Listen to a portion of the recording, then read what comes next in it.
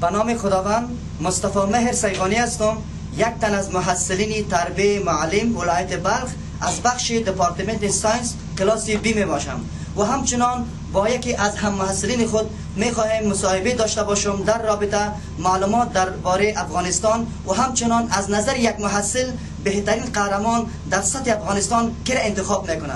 در قدم نخست سلام عرض میکنم. بعد از سلام شما خودم مکمل معرفی نمایید. سلام علیکم. سلام ادب دارم خدمت شما. بنده آرش هستم، یکی از محصلین تربیت معلم ولایت بلخ و همچنین یک تن از اشتراک کنندگان در مؤسسه نعیم باشم. بسیار خوب. از نظر خودت افغانستان چه نوع تعریف می‌نمایید؟ افغانستان یک کشور باستانی می باشد با داشتن قدامت تاریخی در سطح جهان مشهور به یک کشور زیبا، یک کشور قهرمان در سرتاسر جهان می باشد افغانستان. بسیار خوب. از نظر خودت یک قهرمان در سطح افغانستان کی انتخاب میکنی؟ البته این نظر خودت می باشه. آیا میتونی از کسی را انتخاب کنی در بخش ورزش باشه یا میتونی در بخش سیاست باشه؟